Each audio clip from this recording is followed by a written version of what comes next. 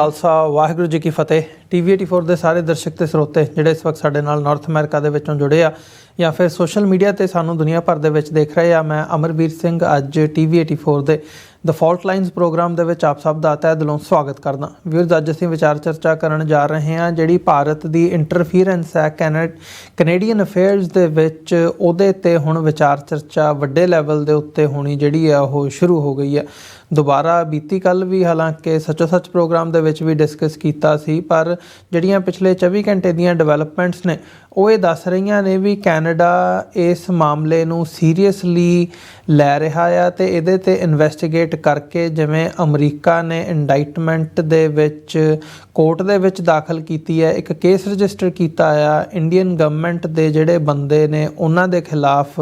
ਇਸ ਕਿਸਮ ਦੀ ਕਾਰਵਾਈ ਆਉਣ ਵਾਲੇ ਦਿਨਾਂ ਦੇ ਵਿੱਚ ਕੈਨੇਡਾ ਦੇ ਵਿੱਚ ਵੀ ਦੇਖੀ ਜਾ ਸਕਦੀ ਹੈ। ਰੈਦਰ ਐਕਸਪੈਕਟ ਕੀਤਾ ਜਾ ਰਿਹਾ ਹੈ ਕਿ ਕੈਨੇਡੀਅਨ ਅਥਾਰਟੀਜ਼ ਵੱਲੋਂ ਇਸ ਕਿਸਮ ਦੇ ਜਿਹੜੇ ਕਦਮ ਨੇ ਉਹ ਪੁੱਟੇ ਜਾਣਗੇ। ਸੋ ਸੀਸਸ ਜਿਹੜੀ ਕੈਨੇਡਾ ਦੀ ਏਜੰਸੀ ਹੈਗੀ ਹੈ, ਉਹਨਾਂ ਦੇ ਹਵਾਲੇ ਨਾਲ ਇੱਕ ਰਿਪੋਰਟ ਦੇ ਵਿੱਚ ਇਹ ਗੱਲ ਜ਼ਾਹਰ ਕੀਤੀ ਜਾਂਦੀ ਹੈ ਅਤੇ ਹੁਣ ਮੀਡੀਆ ਦੇ ਵਿੱਚ ਜਿਹਦਾ ਚਰਚਾ ਹੋ ਰਿਹਾ ਆ ਕਿ ਜਿਹੜੀ ਪਿਛਲੇ ਵਰ੍ਹੇ ਦੇ ਵਿੱਚ ਜਿਹੜੀ ਕੰਜ਼ਰਵੇਟਿਵ ਪਾਰਟੀ ਹੈ ਉਹਨਾਂ ਦੀ ਜਿਹੜੀ ਲੀਡਰਸ਼ਿਪ ਇਲੈਕਸ਼ਨ ਸੀਗੀ ਉਹਨੂੰ ਅੰਡਰਮਾਈਨ ਕਰਨ ਦੇ ਲਈ, ਉਹਦੇ ਵਿੱਚ ਇੰਟਰਫੀਰੈਂਸ ਦੇ ਲਈ ਜਿਹੜੀ ਇੰਡੀਅਨ ਕੌਂਸੂਲੇਟ ਹੈਗੀ ਹੈ ਉਹਨਾਂ ਦਾ ਸਿੱਧਾ ਹੱਥ ਸੀ। ਅਤੇ ਜਿਹੜੀ ਕੈਨੇਡੀਅਨ ਇੰਟਰਨਲ ਪੋਲੀਟਿਕਸ ਹੈ ਉਹਦੇ ਵਿੱਚ ਇੰਡੀਅਨ ਏਜੰਡੇ ਨੂੰ ਫਰਦਰ ਪ੍ਰੋਪੇਗੇਟ ਕਰਨ ਦੇ ਲਈ ਕੁਝ ਕੈਂਡੀਡੇਟਸ ਨੂੰ ਜਾਣ ਬੁੱਝ ਕੇ ਜਿਹੜਾ ਆ ਉਹ ਹਰਾਉਣ ਵੱਲ ਨੂੰ ਧੱਕਿਆ ਜਾਂਦਾ ਆ, ਅਤੇ ਕੁਝ ਕੈਂਡੀਡੇਟਸ ਦੀ ਪੈਸਿਆਂ ਵਜੋਂ ਅਤੇ ਅਦਰਵਾਈਜ਼ ਜਿਹੜੇ ਫੋਰਨ ਗਵਰਨਮੈਂਟ ਦੇ ਯਾਨੀ ਕਿ ਇੰਡੀਅਨ ਗਵਰਨਮੈਂਟ ਦੀਆਂ ਇੱਥੇ ਪ੍ਰੋਕਸੀਜ਼ ਹੈਗੀਆਂ ਨੇ, ਭਾਵੇਂ ਉਹ ਉਹਨਾਂ ਦੇ ਇੰਡੀਪੈਂਡੈਂਟ ਬੰਦੇ ਹੋਣ ਜਾਂ ਉਹਨਾਂ ਦੀਆਂ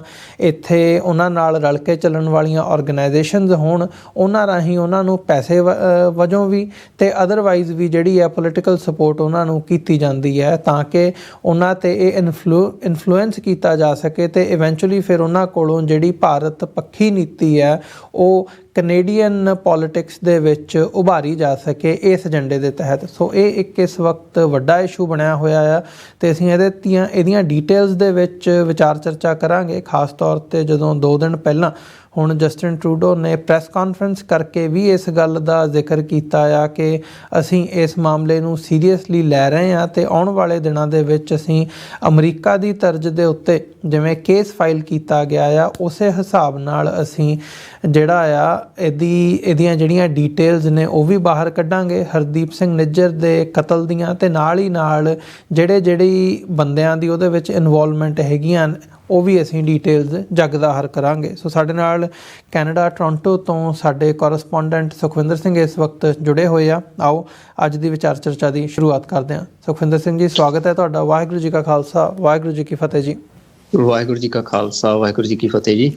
ਸੁਖਵਿੰਦਰ ਸਿੰਘ ਜੀ, ਪਹਿਲਾਂ ਤਾਂ ਗੱਲ ਕਰੀਏ ਜਿਹੜੀ ਇਹ ਕੰਜ਼ਰਵੇਟਿਵ ਲੀਡਰਸ਼ਿਪ ਇਲੈਕਸ਼ਨ ਦੇ ਹਵਾਲੇ ਨਾਲ ਰਿਪੋਰਟ ਸਾਹਮਣੇ ਆਈ ਹੈ ਜਾਂ ਜੋ ਹੁਣ ਮੀਡੀਆ ਦੇ ਵਿੱਚ ਆ ਰਿਹਾ ਆ, ਐਗਜ਼ੈਕਟਲੀ ਉਹਦੀਆਂ ਡੀਟੇਲਸ ਹਾਲਾਂਕਿ ਕਾਫੀ ਪਾਸੇ ਘੁੰਮ ਰਹੀਆਂ ਨੇ, ਪਰ ਇਹ ਕੀ ਦੱਸ ਰਿਹਾ ਵੀ ਜਿਹੜੀ ਇੰਟਰਫੀਰੈਂਸ ਇੰਡੀਆ ਵੱਲੋਂ ਕੀਤੀ ਜਾਂਦੀ ਹੈ, ਹਾਲਾਂਕਿ ਉਹਦੇ ਵਿੱਚ ਚਾਈਨਾ ਦਾ ਵੀ ਵੱਡੇ ਲੈਵਲ ਦੇ ਉੱਤੇ ਜ਼ਿਕਰ ਹੈਗਾ। ਪਹਿਲੇ ਨੰਬਰ 'ਤੇ ਚਾਈਨਾ, ਅਤੇ ਚਾਈਨਾ ਦੇ ਨਾਲ ਇੰਡੀਆ ਨੂੰ ਰੱਖਿਆ ਗਿਆ ਕਿ ਜਿਹੜੇ ਕੰਟਰੀਜ਼ ਫੋਰਨ ਐਕਟਰਸ ਦੇ ਰਾਹੀਂ ਜਾਂ ਇੰਡੀਪੈਂਡੈਂਟ ਐਕਟਰਸ ਦੇ ਰਾਹੀਂ ਕੈਨੇਡੀਅਨ ਅਫੇਅਰਸ ਦੇ ਵਿੱਚ ਇੰਟਰਫੀਰੈਂਸ ਕਰ ਰਹੇ ਆ। ਬਿਲਕੁਲ ਜੀ, ਜਿਹੜੀ ਮਤਲਬ ਜੋ ਵੀ ਚੱਲ ਰਿਹਾ ਇੰਡੀਆ ਦੀਆਂ, ਭਾਵੇਂ ਉਹ ਟਰਾਂਸਨੈਸ਼ਨਲ ਰਿਪਰੈਸ਼ਨ ਦੀ ਗੱਲ ਹੋਵੇ, ਉਹਦੇ ਵਿੱਚ ਤਾਂ ਇੰਡੀਆ ਕਨਵਿਕਟ ਹੋ ਹੀ ਚੁੱਕਿਆ ਆ, ਜੋ ਹੁਣ ਤੱਕ US ਦੀ ਇੰਡੈਕਟਮੈਂਟ ਤੋਂ ਬਾਅਦ ਗੱਲਾਂ ਸਾਹਮਣੇ ਆਈਆਂ ਨੇ। ਪਰ ਨਾਲ ਹੀ ਜਿਹੜੀ ਪੋਲੀਟੀਕਲ ਇੰਟਰਫੇਰੈਂਸ ਆ ਮਤਲਬ ਇਲੈਕਸ਼ਨਸ ਦੇ ਵਿੱਚ, ਖਾਸ ਤੌਰ 'ਤੇ ਜਿਹੜੀ ਪੋਲੀਟੀਕਲ ਲੀਡਰਸ਼ਿਪ ਦੀ ਚੋਣ ਕਰਨੀ ਹੁੰਦੀ ਹੈ ਕਿਸੇ ਮੁਲਕ ਨੇ, ਤਾਂ ਉਹਦੇ ਵਿੱਚ ਵੀ ਇੰਡੀਆ ਬਿਲਕੁਲ ਜਿਸ ਤਰ੍ਹਾਂ ਮਤਲਬ ਕੈਨੇਡਾ ਦੇ ਵਿੱਚ ਅਸੀਂ ਦੇਖੀਏ ਵੀ ਚਾਈਨਾ ਜਿਹੜਾ ਆ ਉਹਨੂੰ ਇਹ ਮੰਨਿਆ ਜਾਂਦਾ ਕਿ ਉਹ ਪੋਲੀਟੀਕਲ ਇੰਟਰਫੇਰੈਂਸ ਕਰਕੇ ਕੈਨੇਡਾ ਦੀ ਪੋਲੀਟਿਕਸ ਨੂੰ, ਕੈਨੇਡਾ ਦੀ ਪੋਲਿਸੀ ਮੇਕਿੰਗ ਨੂੰ ਆਪਣੇ ਹੱਕ ਦੇ ਵਿੱਚ ਭੁਗਤਾਉਣ ਦੀ ਕੋਸ਼ਿਸ਼ ਕਰ ਰਿਹਾ, ਅਤੇ ਉਹੀ ਸਾਰਾ ਜਿਹੜਾ ਪੈਟਰਨ ਆ ਉਹ ਇੰਡੀਆ ਨਾਲ ਜੁੜਦਾ ਵੀ ਹੁਣ ਸਾਹਮਣੇ ਆ ਰਿਹਾ, ਜਿਹਦੇ ਵਿੱਚ ਕੁਛ ਦਿਨ ਪਹਿਲਾਂ ਇਸੇ ਹਫ਼ਤੇ ਜਿਹੜੀ ਆ ਦਾ ਬਿਊਰੋ ਦੇ ਵਿੱਚ ਜਿਹੜੀ ਰਿਪੋਰਟ ਛਪੀ ਸੀ ਸੈਮ ਕੂਪਰ ਦੀ, ਜਿਹਦੇ ਵਿੱਚ ਉਹਨਾਂ ਨੇ ਜਿਹੜਾ ਹਵਾਲਾ ਸੀ ਉਹ ਸੀਸਸ ਰਿਪੋਰਟ ਦਾ ਇੱਕ ਹਵਾਲਾ ਲਿਆ ਸੀ, ਜਿਹੜੀ ਕਿ ਇਹ ਗੱਲ ਮਤਲਬ ਸੀਸਸ ਜਿਹੜੀ ਕੈਨੇਡਾ ਦੀ ਇੰਟੈਲੀਜੈਂਸ ਏਜੰਸੀ ਆ, ਉਹਨੇ ਉਸ ਰਿਪੋਰਟ ਦੇ ਵਿੱਚ ਸਪਸ਼ਟ ਕੀਤਾ ਸੀ ਕਿ ਜਿਹੜੇ ਇੰਡੀਆ ਆ ਆਪਣੇ ਕੌਂਸੂਲੇਟਸ ਦੇ ਰਾਹੀਂ ਜੋ ਕੈਨੇਡਾ ਦੇ ਵਿੱਚ ਹੈਗੀਆਂ ਨੇ, ਉਹ ਜਿਹੜੀ ਇੰਡੀਅਨ ਡਾਇਸਪੋਰਾ ਕਮਿਊਨਿਟੀ ਆ ਇੱਥੇ, ਜੀ ਉਹਦੇ ਵਿੱਚ ਮਤਲਬ ਅਸੀਂ ਕਹਿ ਸਕਦੇ ਹਾਂ ਵੀ ਉਹਨਾਂ ਨੇ ਮਤਲਬ ਕਿਹਾ ਸੀ ਵੀ ਉਹਨਾਂ ਦੇ ਵਿੱਚ ਜਿਹੜੇ ਆਪਣੇ ਕਨੈਕਸ਼ਨਸ ਨੇ ਜਾਂ ਆਪਣਾ ਪ੍ਰਭਾਵ ਆ ਉਹਨੂੰ ਵਰਤ ਜੀ ਕੇ ਜੀ ਤੇ ਜਿਹੜੀ ਕੈਨੇਡਾ ਦੀ ਇਲੈਕਸ਼ਨ ਆ ਉਹਦੇ ਵਿੱਚ ਕੌਣ ਜਿੱਤੇ ਤੇ ਕੌਣ ਹਾਰੇ ਇਸ ਤੇ ਅਸਰ ਪਾਉਣ ਦੀ ਐਫਰਟਸ ਕਰ ਰਿਹਾ ਆ। ਤੇ ਇਹਦੇ ਵਿੱਚ ਇਹ ਵੀ ਸਾਹਮਣੇ ਆਇਆ ਸੀ ਕਿ ਉਸ ਰਿਪੋਰਟ ਦੇ ਵਿੱਚ ਕਿ ਜਿਹੜੀ ਕੰਜ਼ਰਵੇਟਿਵ ਪਾਰਟੀ ਆ ਉਹਦੀ ਜਿਹੜੀ ਲੀਡਰਸ਼ਿਪ ਦੀ ਚੋਣ ਸੀ ਉਸ ਇਲੈਕਸ਼ਨ ਦੇ ਵਿੱਚ ਮਤਲਬ ਇਹ ਗੱਲ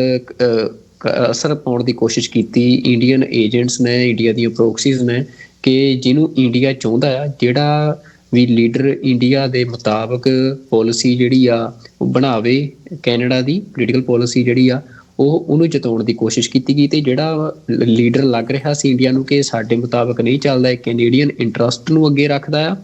ਤੇ ਉਸ ਨੂੰ ਹਰਾਉਣ ਤੱਕ ਦੀ ਜਿਹੜੀ ਆ ਕੋਸ਼ਿਸ਼ ਕੀਤੀ ਗਈ। ਤੇ ਉਹਦੇ ਲਈ ਫਿਰ ਉਸ ਰਿਪੋਰਟ ਦੇ ਵਿੱਚ ਖੁਲਾਸਾ ਕੀਤਾ ਗਿਆ ਸੀ ਕਿ ਜਿਹੜੀ ਕੰਜ਼ਰਵੇਟਿਵ ਪਾਰਟੀ ਦੀ ਮੈਂਬਰਸ਼ਿਪ ਆ ਉਹ ਕਿਵੇਂ ਫੇਕ ਮੈਂਬਰਸ਼ਿਪਸ ਜਿਹੜੀਆਂ ਇੰਡੀਅਨ ਗਵਰਨਮੈਂਟ ਦੇ ਪੈਸੇ ਨਾਲ ਖਰੀਦੀਆਂ ਗਈਆਂ ਤੇ ਕਿਵੇਂ ਜਿਹੜੀਆਂ ਇੰਡੀਅਨ ਡਾਇਸਪੋਰਾ ਦੀਆਂ ਇੱਥੇ ਸੋਸ਼ਲ ਕਮਿਊਨਿਟੀ ਆਰਗੇਨਾਈਜੇਸ਼ਨਸ ਹੈਗੀਆਂ ਨੇ ਉਹਨਾਂ ਦੇ ਰਾਹੀਂ ਉਸ ਸਾਰੀ ਲੀਡਰਸ਼ਿਪ ਰੇਸ ਨੂੰ ਇਫੈਕਟ ਪਾਉਣ ਦੀ ਕੋਸ਼ਿਸ਼ ਕੀਤੀ ਗਈ। ਤਾਂ ਇਸ ਜਿਹੜੀ ਸੀਸਸ ਦਾ ਡਾਕੂਮੈਂਟ ਸੀ ਜਿਹਦਾ ਸੈਮ ਕੂਪਰ ਨੇ ਹਵਾਲਾ ਦਿੱਤਾ ਆ ਜੀ, ਉਹਦੇ ਵਿੱਚ ਉਹਨਾਂ ਨੇ ਸ਼ਬਦ ਵਰਤਿਆ ਉਹ ਬੜਾ ਇੰਪੋਰਟੈਂਟ ਆ। ਜਿਹੜੀ ਰਿਪੋਰਟ ਦੇ ਵਿੱਚ ਉਹਨਾਂ ਦੀ ਵਰਡਿੰਗ ਆ ਕਿ ਜਿਹੜੀ ਕਹਿੰਦੇ ਆ ਕਿ this example of election interference highlights the degree of influence some foreign states, ਇੱਥੇ ਇੰਡੀਅਨ ਸਟੇਟ ਦੀ ਗੱਲ ਹੋ ਰਹੀ ਆ, can have over diaspora communities acting as gatekeepers between elected officials and community organizations। ਕਿ ਜਿਹੜੇ ਇੱਥੇ ਭਾਰਤੀ ਕੈਨੇਡਾ ਦੇ ਵਿੱਚ ਆਏ ਆ ਉਹਨਾਂ ਦੀ ਜਿਹੜੀ ਜ਼ਿਆਦਾ ਵਫਾਦਾਰੀ ਆ ਉਹ ਕੈਨੇਡਾ ਦੇ ਨਾਲੋਂ ਉਹ ਭਾਰਤ ਦੀ ਗਵਰਨਮੈਂਟ ਨਾਲ ਆ ਤੇ ਉਹ ਵਫਾਦਾਰੀ ਇਸ ਪੱਧਰ ਤੱਕ ਆ ਕਿ ਭਾਵੇਂ ਭਾਰਤ ਦੀ ਸਰਕਾਰ ਜਿਹੜੀ ਆ ਉਹ ਕੈਨੇਡਾ ਦੇ ਵਿੱਚ ਕੈਨੇਡੀਅਨ ਸਿਟੀਜ਼ਨਸ ਦੇ ਉੱਤੇ ਹਮਲੇ ਕਰਕੇ ਉਹਨਾਂ ਦੇ ਕਤਲ ਕਰਕੇ ਜਿਹੜਾ ਆ ਕੈਨੇਡੀਅਨ ਸੋਵਰੇਨਿਟੀ ਨੂੰ ਵੀ ਅਟੈਕ ਕਰੇ ਤੇ ਉਹਦੇ ਵਿੱਚ ਵੀ ਜਿਹੜੀਆਂ ਉਹ ਕਮਿਊਨਿਟੀ ਆਰਗੇਨਾਈਜੇਸ਼ਨਸ ਨੇ ਤੇ ਜਿਹੜੇ ਉਹਨਾਂ ਦੀ ਜਿਹੜੀ ਵੋਟ ਕਿੱਧਰ ਪੈਣੀ ਆ ਉਹਦੇ ਵਿੱਚ ਗੇਟ ਕੀਪਰ ਦਾ ਕੰਮ ਇੰਡੀਅਨ ਕੌਂਸੂਲੇਟ ਜਾਂ ਇੰਡੀਆ ਦੀਆਂ ਪ੍ਰੋਕਸੀਜ਼ ਕਰਦੀਆਂ ਨੇ। ਤਾਂ ਇਸ ਰਿਪੋਰਟ ਦੇ ਨਾਲ ਹੁਣ ਇਹ ਚਰਚਾ ਕੈਨੇਡਾ ਦੇ ਵਿੱਚ ਜ਼ੋਰ ਫੜਦੀ ਜਾ ਰਹੀ ਹੈ ਕਿ ਜਿਹੜੀ ਇੰਟਰਫੇਰੈਂਸ ਦੀ ਲਗਾਤਾਰ ਕੰਜ਼ਰਵੇਟਿਵਸ ਵੀ ਡਿਮਾਂਡ ਕਰ ਰਹੇ ਸੀ ਕਿ ਜਿਹੜੀ ਚਾਈਨੀਜ਼ ਇੰਟਰਫੇਰੈਂਸ ਆ ਕੈਨੇਡਾ ਦੇ ਪੋਲੀਟੀਕਲ ਸਫੇਅਰ ਦੇ ਵਿੱਚ ਉਹਦੀ ਇਨਵੈਸਟੀਗੇਸ਼ਨ ਹੋਵੇ ਪਾਰਲੀਮੈਂਟਰੀ ਲੈਵਲ ਤੇ, ਵੱਡੇ ਲੈਵਲ ਤੇ। ਤੇ ਹੁਣ ਇਹ ਵੀ ਗੱਲ ਉੱਠਣ ਲੱਗ ਗਈ ਕਿ ਇੰਡੀਆ ਨੂੰ ਵੀ ਉਸ ਜਿਹੜੀ ਇਨਵੈਸਟੀਗੇਸ਼ਨ ਆ ਉਹਦੇ ਵਿੱਚ ਇਨਵੋਲਵ ਕੀਤਾ ਜਾਵੇ। ਤੇ ਲਗਾਤਾਰ ਹੁਣ ਜਿਹੜੀ ਕੰਜ਼ਰਵੇਟਿਵ ਪਾਰਟੀ, ਕਿਉਂਕਿ ਇਹ ਗੱਲ ਸਪਸ਼ਟ ਹੋਈ ਆ ਕਿ ਜਿਹੜਾ ਮਤਲਬ ਕੈਂਡੀਡੇਟ ਸੀ ਜਿਹਨੂੰ ਜਿਤਾਉਣ ਦੀ ਕੋਸ਼ਿਸ਼ ਕਰ ਰਹੀ ਸੀ Indian establishment of Pierre Poilievre, ਜੋ ਕਿ ਜਿੱਤੇ ਵੀ ਆ ਕੰਜ਼ਰਵੇਟਿਵ ਪਾਰਟੀ ਦੀ ਜਿਹੜੀ ਲੀਡਰਸ਼ਿਪ ਦੀ ਰੇਸ ਸੀ। ਤੇ ਜਿਸ ਕੈਂਡੀਡੇਟ ਬਾਰੇ ਇਹ ਗੱਲ ਹੋ ਰਹੀ ਸੀ ਕਿ ਜਿਹਨੂੰ ਹਰਾਉਣ ਦੀ ਕੋਸ਼ਿਸ਼ ਕੀਤੀ ਗਈ ਆ ਉਹ ਵੀ ਹੁਣ ਬਾਜ਼ ਨਿਊਜ਼ ਨੇ, ਕਿਉਂਕਿ ਜਿਹੜੀ ਖਬਰ ਆ ਉਹਨਾਂ ਨੇ ਪ੍ਰਕਾਸ਼ਿਤ ਕੀਤੀ ਆ, ਪਬਲਿਸ਼ ਕੀਤੀ ਆ, ਜਿਹਦੇ ਵਿੱਚ ਉਹਨਾਂ ਨੇ ਇਹ ਸਪਸ਼ਟ ਕੀਤਾ ਆ ਫੈਕਟਸ ਦੇ ਆਧਾਰ ਤੇ ਕਿ ਜਿਹੜਾ ਉਹ ਕੈਂਡੀਡੇਟ ਸੀ ਉਹ ਬਰੈਂਪਟਨ ਦੇ ਜਿਹੜੇ ਹੁਣ ਮੌਜੂਦਾ ਮੇਅਰ ਨੇ ਪੈਟਰਿਕ ਬਰਾਊਨ, ਜਿਨ੍ਹਾਂ ਦੇ ਕੇ ਲਗਾਤਾਰ ਜੋ ਇੰਡੀਅਨ ਗਵਰਨਮੈਂਟ ਦੀਆਂ ਐਂਟੀ ਮਾਈਨੋਰਿਟੀ ਤੇ ਐਂਟੀ ਡੈਮੋਕ੍ਰੈਟਿਕ ਜਿਹੜੀਆਂ ਪੋਲਿਸੀਜ਼ ਨੇ ਉਹਨਾਂ ਨੂੰ ਕ੍ਰਿਟਿਕ ਕਰਦੇ ਰਹਿੰਦੇ ਆ। ਤੇ ਉਹ ਪੈਟਰਿਕ ਬਰਾਊਨ ਨੂੰ ਹੀ ਹਰਾਉਣ ਦੇ ਲਈ ਜਿਹੜੇ ਆ ਯਤਨ ਕੀਤੇ ਗਏ ਸੀ ਤੇ ਜਿਹਦੇ ਚੱਲਦੇ ਆ ਜਿਹੜੀ ਪੈਟਰਿਕ ਬਰਾਊਨ ਦੀ ਕੈਂਪੇਨ ਸੀ ਉਹ VOTING ਤੋਂ ਪਹਿਲਾਂ ਹੀ ਜਿਹੜੀ ਆ ਉਹ ਕੈਂਪੇਨ ਕੰਜ਼ਰਵੇਟਿਵ ਪਾਰਟੀ ਵੱਲੋਂ ਰੱਦ ਵੀ ਕਰ ਦਿੱਤੀ ਗਈ ਸੀ ਕੁਝ ਕਾਰਨਾਂ ਨੂੰ ਆਧਾਰ ਬਣਾ ਕੇ, ਜਿਹਨੂੰ ਲੀਗਲੀ ਚੈਲੰਜ ਵੀ ਕੀਤਾ ਸੀ ਪੈਟਰਿਕ ਬਰਾਊਨ ਦੀ ਜਿਹੜੀ ਕੈਂਪੇਨ ਆ ਉਹਨਾਂ ਨੇ। ਤੇ ਪਰ ਹੁਣ ਕੰਜ਼ਰਵੇਟਿਵ ਪਾਰਟੀ ਇਹ ਗੱਲ ਕਹਿ ਰਹੀ ਆ ਕਿ ਇਸ ਤਰ੍ਹਾਂ ਦਾ ਕੋਈ ਵੀ ਇੰਡੀਅਨ ਗਵਰਨਮੈਂਟ ਦੇ ਇਨਫਲੂਐਂਸ ਦੇ ਨਾਲ ਨਹੀਂ ਸੀ ਉਹ ਰੱਦ ਕੀਤੀ ਗਈ, ਬਲਕਿ ਉਹ ਕੁਝ ਜਿਹੜੇ ਗਰਾਊਂਡ ਸੀ ਉਹਨਾਂ ਦੇ ਉਹ ਹੈਗੇ ਸੀ। ਪਰ ਹੁਣ ਇਹ ਜੇ ਇਨਵੈਸਟੀਗੇਸ਼ਨ ਹੁੰਦੀ ਆ ਤਾਂ ਅਮਰਵੀਰ ਸਿੰਘ ਜੀ ਮੈਨੂੰ ਇਹ ਲੱਗ ਰਿਹਾ ਕਿ ਬਹੁਤ ਵੱਡੇ ਖੁਲਾਸੇ ਕੈਨੇਡਾ ਆਉਂਦੇ ਦਿਨਾਂ ਦੇ ਵਿੱਚ ਕਰ ਸਕਦਾ ਆ। ਇੰਡੀਆ ਦੀਆਂ ਜਿਹੜੀਆਂ ਐਕਟੀਵਿਟੀਜ਼ ਨੇ, ਇਲੀਗਲ ਐਕਟੀਵਿਟੀਜ਼ ਨੇ ਜਿਹੜੀਆਂ ਕੈਨੇਡਾ ਦੇ ਵਿੱਚ, ਉਹਦੇ ਬਾਰੇ ਜੀ ਨਹੀਂ, ਇਹ ਦੇਖਣ ਵਾਲੀ ਗੱਲ ਹੋਵੇਗੀ ਵੀ ਜਿਸ ਪਾਸੇ ਨੂੰ ਗੱਲ ਜਾ ਰਹੀ ਹੈ ਇਨਵੈਸਟੀਗੇਸ਼ਨ ਦੀਆਂ ਜਿਹੜੀਆਂ ਡਿਟੇਲਸ ਨੇ, ਜਿਵੇਂ ਅਮਰੀਕਾ ਦੇ ਵਿੱਚ ਇੰਡਾਈਟਮੈਂਟ ਸਾਹਮਣੇ ਆਉਂਦੀ ਹੈ, ਜੇ ਇਸੇ ਹਿਸਾਬ ਨਾਲ ਕੈਨੇਡੀਅਨ ਅਥਾਰਟੀਜ਼ ਐਵੇਂ ਪਬਲਿਕ ਕਰਦੀਆਂ ਨੇ ਆਉਣ ਵਾਲੇ ਹਫ਼ਤਿਆਂ ਦੇ ਵਿੱਚ ਜਾਂ ਮਹੀਨਿਆਂ ਦੇ ਵਿੱਚ ਇਹ ਡਿਟੇਲ ਸਾਹਮਣੇ ਆਉਂਦੀਆਂ ਨੇ ਤੇ ਭਾਰਤ ਦੇ ਲਈ ਇਸ ਕਿਸਮ ਦੀ ਜਿਹੜੀ ਡਿਵੈਲਪਮੈਂਟ ਹੋਣੀ ਹੈ ਉਹ ਬਹੁਤ ਔਖੀ ਹੋਣੀ ਹੈ ਹਜ਼ਮ ਕਰਨੀ ਵੀ, ਤੇ ਫਿਰ ਉਹਦਾ ਜਵਾਬ ਦੇਣਾ ਵੀ, ਇਕੱਲਾ ਕੈਨੇਡਾ ਨੂੰ ਨਹੀਂ ਬਲਕਿ ਸਾਰੀ ਇੰਟਰਨੈਸ਼ਨਲ ਕਮਿਊਨਿਟੀ ਨੂੰ। ਸੋ ਇਹਨੂੰ ਇਸ ਸਾਰੇ ਪਾਰਟ ਨੂੰ ਜਿਹੜੀ ਜਸਟਿਨ ਟਰੂਡੋ ਨੇ 2 ਦਿਨ ਪਹਿਲਾਂ ਪ੍ਰੈਸ ਕਾਨਫਰੰਸ ਵੀ ਕੀਤੀ ਹੈ ਜਾਂ ਇਸ ਗੱਲ ਵੱਲ ਇਸ਼ਾਰਾ ਕੀਤਾ ਆ ਕਿ ਕੈਨੇਡਾ ਉਸ ਗੱਲ ਵੱਲ ਉੱਧਰ ਨੂੰ ਵੱਧ ਰਿਹਾ ਜਿੱਥੇ ਉਹਨਾਂ ਨੇ ਇਹ ਸਾਰਾ ਕੁਝ ਪਬਲਿਕ ਡੋਮੇਨ ਦੇ ਵਿੱਚ ਲੈ ਕੇ ਆਉਣਾ, ਤਾਂ ਕਿਵੇਂ ਦੀ ਸਿਚੁਏਸ਼ਨ ਜਿਹੜੀ ਆ ਉਹ ਬਣਦੀ ਨਜ਼ਰ ਆ ਰਹੀ ਹੈ ਕਿਤੇ ਕਿਸ ਕਿਸਮ ਦੀਆਂ ਜਿਹੜੀਆਂ ਹੁਣ ਤੱਕ ਡੀਟੇਲਸ ਸਾਹਮਣੇ ਆਈਆਂ ਨੇ, ਜਿਵੇਂ ਇੰਡੀਅਨ ਕੌਂਸੂਲੇਟ ਦੀ ਐਕਟੀਵਿਟੀਜ਼ ਦੇ ਉੱਤੇ ਸਿੱਧਾ ਕੁਐਸਚਨ ਮਾਰਕ ਲਾਇਆ ਗਿਆ ਤੇ ਪਹਿਲਾਂ ਹੀ ਜਿੰਨਾ ਅਸੀਂ ਨਾਰਥ ਅਮਰੀਕਾ ਦੇ ਜਿਹੜੇ ਇੰਡੀਅਨ ਇੰਟੈਲੀਜੈਂਸ ਦੇ ਜਿਹੜੇ ਹੈੱਡ ਹੈਗੇ ਆ ਉਹਨਾਂ ਨੂੰ ਬਾਹਰ ਦਾ ਰਸਤਾ ਦਿਖਾਇਆ ਜਾ ਚੁੱਕਿਆ UK ਦੇ ਵਿੱਚੋਂ, ਤੇ ਹੁਣ ਜੇ ਮਤਲਬ ਕੌਂਸੂਲੇਟਸ ਦੀਆਂ ਇਸ ਕਿਸਮ ਦੀਆਂ ਡਾਇਰੈਕਟ ਇੰਟਰਫੀਰੈਂਸ ਦੀਆਂ ਗੱਲਾਂ ਸਾਹਮਣੇ ਆਉਂਦੀਆਂ ਨੇ ਤੇ ਫਿਰ ਇਹ ਨਾ ਹੋਵੇ ਵੀ ਆਉਣ ਵਾਲੇ ਦਿਨਾਂ ਦੇ ਵਿੱਚ ਈਵਨ ਜਿਹੜਾ ਸਾਰਾ ਕੌਂਸੂਲੇਟ ਹੈ ਉਹਦੇ ਉੱਤੇ ਹੀ ਕੁਐਸਚਨ ਮਾਰਕ ਲਾ ਕੇ ਤੇ ਜਿਹੜਾ ਕੌਂਸੂਲੇਟ ਨੂੰ ਹੀ ਬਾਹਰ ਕੱਢਣ ਦੀ ਗੱਲ ਜਾਂ ਨੌਨ ਗ੍ਰੈਟਾ ਡਿਕਲੇਅਰ ਕਰਕੇ ਉਹਨਾਂ ਨੂੰ ਬਾਹਰ ਕੱਢਣ ਦੀ ਗੱਲ ਹੋ ਜਾਵੇ। ਦੇਖੋ, ਇਹ ਹੁਣ US ਤੇ ਕੈਨੇਡਾ ਦੇ ਲਈ ਬਲਕਿ ਪੂਰੀ ਜਿਹੜੀ ਵੈਸਟਰਨ ਪੋਲੀਟੀਕਲ ਲੋਬੀ ਆ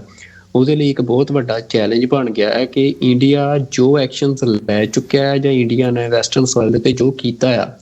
ਕਿ ਉਹਦੇ ਖਿਲਾਫ ਹੁਣ ਬਹੁਤ ਸਖਤ ਐਕਸ਼ਨ ਇਹਨਾਂ ਨੂੰ ਲੈਣੇ ਪੈਣਗੇ। ਨਹੀਂ ਮਤਲਬ ਅਸੀਂ ਕਹਿ ਸਕਦੇ ਹਾਂ ਕਿ ਜਿਹੜੀ ਕੁਐਸਚਨ ਇੱਕ ਰੇਸ ਹੁੰਦਾ ਆ ਇਹਨਾਂ ਦੀ ਡੋਮੀਨੈਂਸ ਦੇ ਉੱਤੇ ਵੀ, ਕਿਉਂਕਿ ਮਤਲਬ ਇਹ ਕੋਈ ਵੀ ਮੁਲਕ ਇੰਨੀ ਹਿੰਮਤ ਨਹੀਂ ਸੀ ਕਰ ਸਕਦਾ ਕਿ ਉਹ ਵੈਸਟਰਨ ਸੋਇਲ ਦੇ ਉੱਤੇ ਆ ਕੇ ਇਹਨਾਂ ਮੁਲਕਾਂ ਦੇ ਵਿੱਚ ਆ ਕੇ ਉਹ ਇਸ ਤਰ੍ਹਾਂ ਖੁੱਲ੍ਹਮ ਖੁੱਲ੍ਹਾ ਜਿਹੜਾ ਆ ਬੰਦਿਆਂ ਨੂੰ ਮਾਰਨ ਤੱਕ ਚਲਾ ਜਾਵੇ। ਮਤਲਬ ਚਾਈਨਾ ਵੀ ਜਿਹੜਾ ਆ ਉਹਦਾ ਵੀ ਇਨਫਲੂਐਂਸ ਹੈ ਇੰਨਾ ਨਹੀਂ ਆ, ਮਤਲਬ ਚਾਈਨਾ ਨੇ ਵੀ ਇਹੋ ਜਿਹੇ ਐਕਟ ਨਹੀਂ ਕੀਤੇ ਇੱਥੇ ਜਿਹੋ ਜਿਹੇ ਐਕਟ ਇੰਡੀਆ ਜਿਹੜਾ ਆ ਉਹ ਕਰ ਰਿਹਾ ਆ। ਪਰ ਹੁਣ ਇਹ ਆ ਵੀ ਚਾਈਨਾ ਦੇ ਬਾਰੇ ਜਿਹੜੀ ਆ ਲਗਾਤਾਰ ਕੈਨੇਡੀਅਨ ਸੋਸਾਇਟੀ ਪੋਲੀਟੀਕਲ ਸੋਸਾਇਟੀ ਦੇ ਵਿੱਚ ਇਹ ਗੱਲ ਹੁੰਦੀ ਆ ਕਿ ਉਹਨਾਂ ਦਾ ਜਿਹੜਾ ਇਨਫਲੂਐਂਸ ਆ ਉਹ ਕੈਨੇਡਾ ਦੀ ਪੋਲਿਸੀ ਮੇਕਿੰਗ ਨੂੰ ਇਫੈਕਟ ਕਰ ਰਿਹਾ। ਪਰ ਹੁਣ ਉਸ ਦੇ ਪੈਰਲਲ ਅੱਜ NDP ਦੇ MP ਨੇ ਉਹਨਾਂ NDP ਦੇ MP ਹੈਗੇ ਆ ਪੀਟਰ ਜੂਲੀਅਨ, ਉਹਨਾਂ ਨੇ ਅੱਜ ਪਾਰਲੀਮੈਂਟ ਦੇ ਵਿੱਚ ਖੜੇ ਹੋ ਕੇ ਇਹ ਗੱਲ ਦੀ ਡਿਮਾਂਡ ਕੀਤੀ ਆ ਕਿ ਜਿਹੜੀ ਇੰਡੀਆ ਦੀ ਇੰਟਰਫੇਰੈਂਸ ਆ ਕੈਨੇਡਾ ਦੇ ਪੋਲੀਟੀਕਲ ਸਿਸਟਮ ਦੇ ਵਿੱਚ ਉਹਦੀ ਇਨਵੈਸਟੀਗੇਸ਼ਨ ਕੀਤੀ ਜਾਵੇ ਜਿਵੇਂ ਚਾਈਨਾ ਦੇ ਨਾਲ ਕੀਤੀ ਜਾਣੀ ਆ। ਤੇ ਮਤਲਬ ਇਹ ਜਿਹੜੀ ਗੱਲ ਆ ਹੁਣ ਅੱਜ NDP ਦੇ ਜਿਹੜੇ MP ਆ ਉਹ ਜਿਵੇਂ ਕਰ ਰਹੇ ਆ ਤਾਂ ਜਿਹੜੀ ਜਿਨ੍ਹਾਂ ਦਾ ਜਵਾਬ ਦਿੱਤਾ ਸਰਕਾਰ ਵੱਲੋਂ ਉੱਥੋਂ ਦੇ ਮਤਲਬ ਲਿਬਰਲ ਪਾਰਟੀ ਦੇ ਜਿਹੜੇ, ਮੈਨੂੰ ਇਹ ਨਹੀਂ ਯਾਦ ਕਿ ਉਹ ਕਿਹੜੀ ਪੋਸਟ ਤੇ ਨੇ, ਪਰ ਉਹਨਾਂ ਦਾ ਇਹ ਸਪਸ਼ਟ ਜਵਾਬ ਸੀ ਕਿ ਕੈਨੇਡਾ ਬਹੁਤ ਸੀਰੀਅਸ ਆ ਇਹਨਾਂ ਐਲੀਗੇਸ਼ਨਸ ਨੂੰ ਲੈ ਕੇ ਤੇ ਜੋ ਇਹ ਐਕਟਸ ਕਰ ਰਿਹਾ ਹੈ ਇੰਡੀਆ ਤੇ, ਪਰ ਉਹ ਕਹਿੰਦੇ ਕਿ ਜਿਹੜੀ ਇਨਵੈਸਟੀਗੇਸ਼ਨਸ ਨੇ ਕਿਉਂਕਿ ਉਹ ਚੱਲ ਰਹੀਆਂ ਨੇ ਤੇ ਇਹਦੇ ਬਾਰੇ ਉਹ ਕੋਈ ਜ਼ਿਆਦਾ ਕਮੈਂਟ ਨਹੀਂ ਕਰ ਸਕਦੇ ਆ ਵੀ ਜੋ ਵੀ ਹੋਊਗਾ। ਪਰ ਜਿਸ ਤਰ੍ਹਾਂ ਜਸਟਿਨ ਟਰੂਡੋ ਨੇ ਬੀਤੇ ਕੱਲ ਜਿਹੜੀ ਅਸੀਂ ਉਹਨਾਂ ਦੀ ਸਟੇਟਮੈਂਟ ਦੇਖੀ ਆ ਵੀ ਬੜੇ ਵੱਡੇ ਖੁਲਾਸੇ ਹੋਣਗੇ ਜਿੱਦਾਂ ਇਨਵੈਸਟੀਗੇਸ਼ਨ ਅੱਗੇ ਵਧੂਗੀ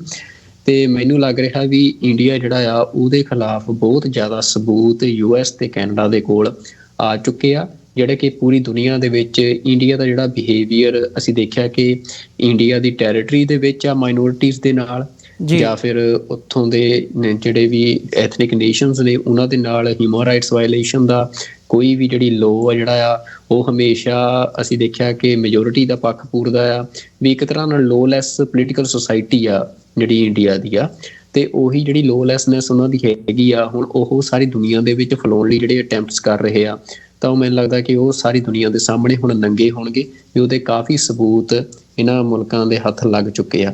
ਤੇ ਨਾਲ ਹੀ ਜਿਹੜੀ ਮਤਲਬ ਹੋਰ ਬੜੀ ਇੰਟਰਸਟਿੰਗ ਗੱਲ ਆ ਕਿ ਜਿਹੜੀਆਂ ਇੰਡੀਆ ਦੀਆਂ ਇੰਡੀਅਨਸ ਦੀਆਂ ਡਾਇਸਪੋਰਾ ਆਰਗੇਨਾਈਜੇਸ਼ਨਸ ਹੈਗੀਆਂ ਨੇ ਜਿਹਨਾਂ ਨੂੰ ਪ੍ਰੋਕਸੀਜ਼ ਵਰਡ ਯੂਜ਼ ਕਰਦੇ ਆ ਵੀ ਉਹਦੇ ਵਿੱਚ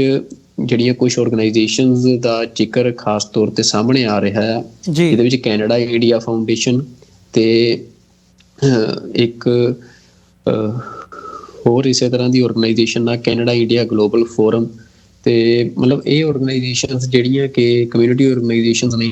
ਜਿਹੜੀਆਂ ਪਰ ਇੰਡੀਆ ਦੇ ਇੰਟਰਸਟ ਨੂੰ ਪੂਰਾ ਕਰਦੀਆਂ ਨੇ ਤੇ ਲਗਾਤਾਰ ਜਿਹੜੇ ਸਿੱਖਾਂ ਦੇ ਖਿਲਾਫ ਲੋਬਿੰਗ ਕਰਨੀ, ਸਿੱਖ ਇੰਟਰਸਟ ਦੇ ਖਿਲਾਫ ਲੋਬਿੰਗ ਕਰਨੀ, ਕੈਨੇਡਾ ਦੇ ਵਿੱਚ ਸਿੱਖਾਂ ਨੂੰ ਨਿਸ਼ਾਨੇ ਤੇ ਲੈਣਾ, ਉਹ ਇਹ ਆਰਗੇਨਾਈਜੇਸ਼ਨਸ ਕੰਮ ਕਰਦੀਆਂ ਰਹੀਆਂ ਨੇ। ਤੇ ਇਹ ਵੀ ਸਾਹਮਣੇ ਆ ਰਿਹਾ ਕਿ ਜਿਹੜੇ ਕੰਜ਼ਰਵੇਟਿਵ ਪਾਰਟੀ ਦੇ ਇਸ ਟਾਈਮ ਲੀਡਰ ਨੇ ਪੀਅਰ ਪੋਲੇਵਰ, ਉਹਨਾਂ ਦੀ ਜਿਹੜੀ ਸਾਰੀ ਕੈਂਪੇਨ ਸੀ ਉਹਨੂੰ ਇਹਨਾਂ ਜਿਹੜੀਆਂ ਇਹ ਇੰਡੀਆ ਦੀਆਂ ਪ੍ਰੋਕਸੀ ਇੱਥੇ ਆਰਗੇਨਾਈਜੇਸ਼ਨਸ ਹੈਗੀਆਂ ਨੇ ਉਹਨਾਂ ਨੇ ਕਾਫੀ ਸਪੋਰਟ ਕੀਤੀ ਹਰ ਪੱਖ ਤੋਂ ਹੀ, ਮਤਲਬ ਅਸੀਂ ਕਹੀਏ ਮੈਨ ਫੋਰਸ ਦੇ ਪੱਖ ਤੋਂ ਵੀ ਤੇ ਨਾਲ ਹੀ ਜਿਹੜਾ ਪੈਸੇ ਦੇ ਪੱਖ ਤੋਂ ਵੀ। ਤਾਂ ਉਹ ਵੀ ਜਿਹੜੇ ਮਤਲਬ ਹੁਣ ਗੱਲਾਂ ਸਾਹਮਣੇ ਆ ਰਹੀਆਂ ਨੇ ਤਾਂ ਮੈਨੂੰ ਲੱਗਦਾ ਵੀ ਇਹ ਜਿਹੜਾ ਇੱਕ ਪੂਰਾ ਹੀ ਇੱਕ ਤਰ੍ਹਾਂ ਦੇ ਨਾਲ ਜਾਲ ਬੁਣਿਆ ਗਿਆ ਇੰਡੀਆ ਦੇ ਵੱਲੋਂ ਆਪਣੀ ਪ੍ਰੋਕਸੀਸ ਦਾ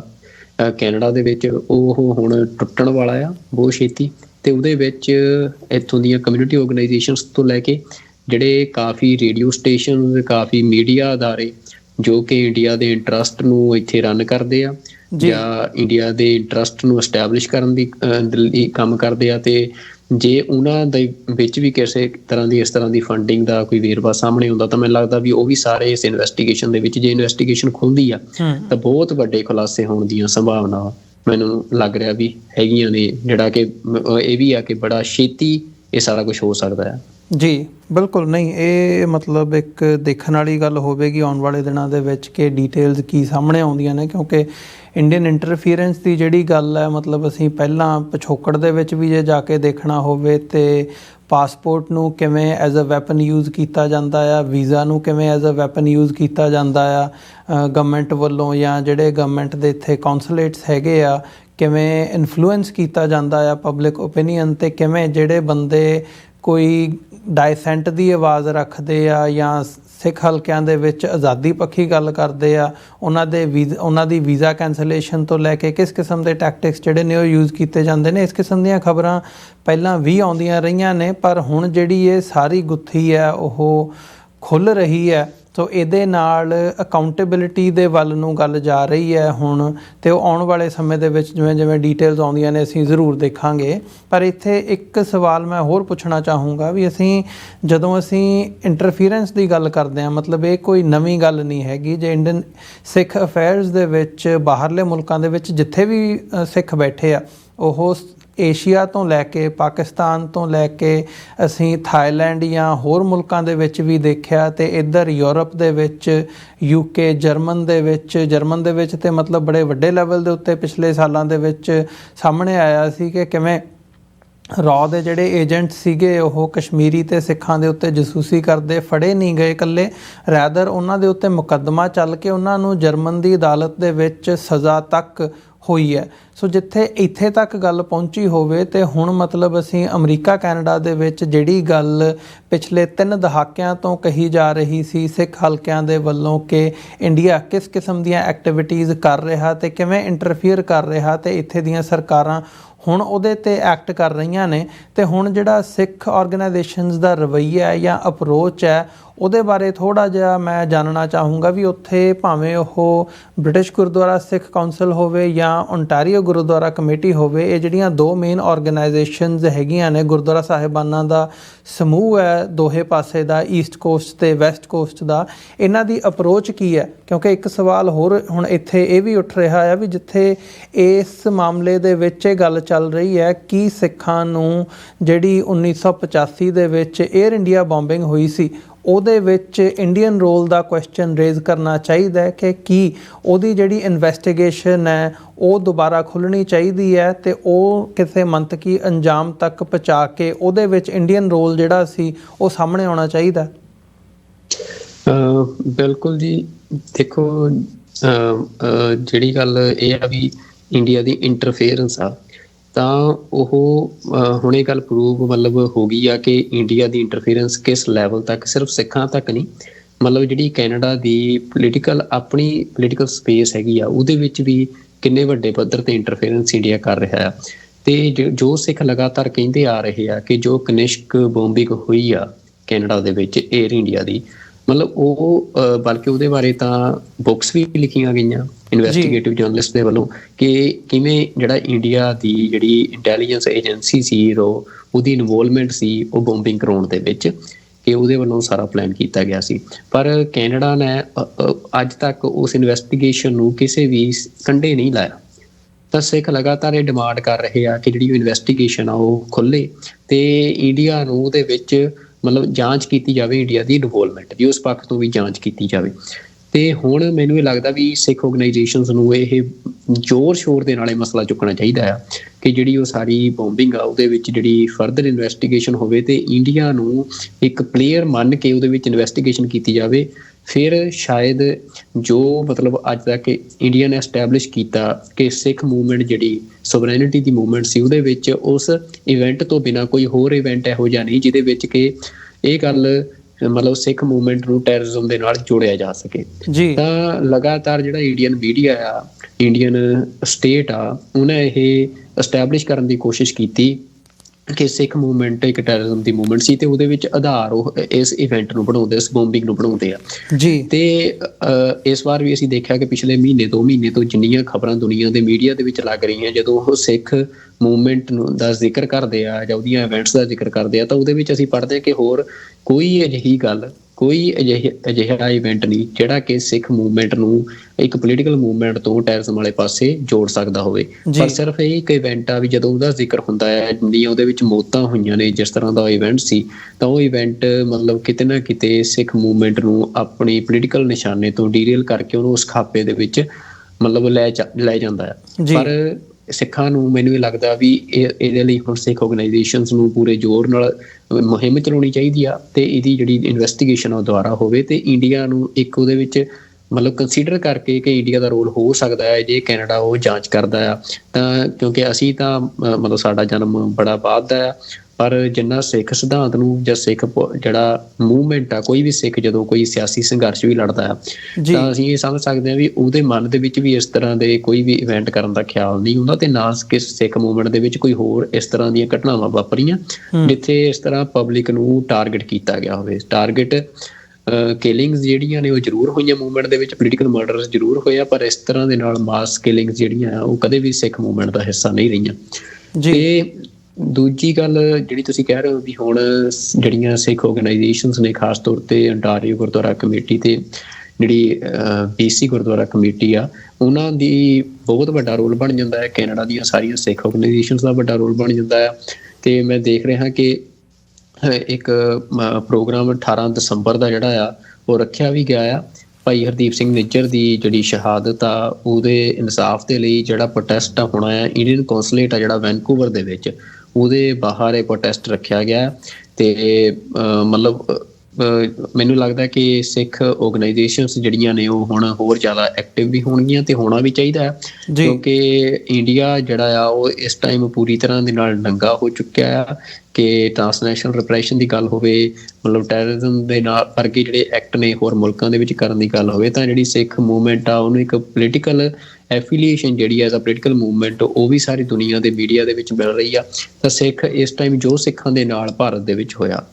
ਮਤਲਬ ਹਿਊਮਨ ਰਾਈਟਸ ਵਾਇਲੇਸ਼ਨਸ ਜਿੰਨੇ ਵੱਡੇ ਪੱਧਰ ਤੇ ਭਾਰਤ ਦੇ ਵਿੱਚ ਸਿੱਖਾਂ ਦੇ ਨਾਲ ਹੋਈਆਂ, ਤੇ ਜਿੱਦਾਂ ਐਕਸਟਰਾ ਜੁਡੀਸ਼ੀਅਲ ਕਿਲਿੰਗ ਸਿੱਖਾਂ ਦੀਆਂ ਕੀਤੀਆਂ ਗਈਆਂ, ਤੇ ਸਿੱਖਾਂ ਦੀ ਜਿਹੜੀ ਆਇਡੈਂਟੀਟੀ ਆ ਉਹਨੂੰ ਜਿੱਦਾਂ ਲਗਾਤਾਰ ਖਤਮ ਕੀਤਾ ਜਾ ਰਿਹਾ ਹੈ, ਸਿੱਖਾਂ ਦੇ ਉੱਤੇ ਆਇਡੈਂਟੀਟੀ ਕ੍ਰਾਈਸਿਸ ਬਣਿਆ ਹੋਇਆ, ਜਿਹੜੀ ਗੱਲ ਕਿਸਾਨ ਸੰਘਰਸ਼ ਦੇ ਵਿੱਚ ਹੋਣ ਦਾ ਮਸਲਾ, ਜਿਹੜੀ ਗੱਲ ਲਗਾਤਾਰ ਉੱਠਦੀ ਰਹੀ, ਵੀ ਉਹ ਅੱਜ ਸਿੱਖਾਂ ਦੇ ਲਈ ਕੋਲ ਸਮਾਂ ਆ ਕਿ ਉਹ ਜ਼ੋਰ ਸ਼ੋਰ ਦੇ ਨਾਲ ਇਹ ਸਾਰੀ ਦੁਨੀਆ ਨੂੰ ਦੱਸਣ ਕਿ ਸਾਡੀ ਜਿਹੜੀ ਸਟਰਗਲ ਆ ਉਹਦੇ ਗਰਾਊਂਡਸ ਜਿਹੜੇ ਨੇ ਉਹ ਜੈਨੂਇਨ ਨੇ। ਸਿੱਖਾਂ ਦੀ ਜਿਹੜੀ ਪੋਲੀਟੀਕਲ ਮੂਵਮੈਂਟ ਆ ਉਹ ਖਾਲਿਸਤਾਨ ਦੀ ਮੂਵਮੈਂਟ ਆ, ਇੱਕ ਪੋਲੀਟੀਕਲ ਮੂਵਮੈਂਟ ਆ, ਉਹ ਕੋਈ ਇੱਕ ਫ੍ਰਿੰਜ ਐਲੀਮੈਂਟਸ ਦਾ ਜਾਂ ਕੋਈ ਇੱਕ ਛੋਟੇ ਗਰੁੱਪ ਦਾ ਕੋਈ ਮਤਲਬ law and order the problem ਨਹੀਂ ਆ ਉੱਥੇ ਪੰਜਾਬ ਦੇ ਵਿੱਚ, ਉਹ ਇੱਕ ਕਮਿਊਨਿਟੀ ਦੀ ਐਸਪੀਰੇਸ਼ਨ ਆ। ਨਹੀਂ, ਬਿਲਕੁਲ। ਸੋ ਆਉਣ ਵਾਲੇ ਸਮੇਂ ਦੇ ਵਿੱਚ ਅਸੀਂ ਦੇਖਾਂਗੇ ਕਿ ਜਿਹੜੀ ਇਨਵੈਸਟੀਗੇਸ਼ਨ ਇਹਦੇ ਵਿੱਚੋਂ ਕੀ ਡਿਟੇਲਸ ਸਾਹਮਣੇ ਆਉਂਦੀਆਂ ਨੇ। ਸੋ ਅੱਜ ਦੇ ਸ਼ੋਅ ਦੇ ਵਿੱਚ ਇੱਥੇ ਹੀ ਇਜਾਜ਼ਤ ਲਈਏ ਸਾਡੇ ਦਰਸ਼ਕਾਂ ਕੋਲੋਂ। ਉਮੀਦ ਕਰਦੇ ਹਾਂ ਜ਼ਰੂਰ ਇਹ ਪ੍ਰੋਗਰਾਮ ਪਸੰਦ ਆਇਆ ਹੋਵੇਗਾ। ਸੁਖਵਿੰਦਰ ਸਿੰਘ ਜੀ, ਫਤਿਹ ਦੀ ਸਾਂਝ ਪਾਈਏ ਅੰਤ ਦੇ ਵਿੱਚ। ਵਾਹਿਗੁਰੂ ਜੀ ਕਾ ਖਾਲਸਾ, ਵਾਹਿਗੁਰੂ ਜੀ ਕੀ ਫਤਿਹ ਜੀ। ਵਾਹਿਗੁਰੂ ਜੀ ਕਾ ਖਾਲਸਾ, ਵਾਹਿਗੁਰੂ ਜੀ ਕੀ ਫਤਿਹ।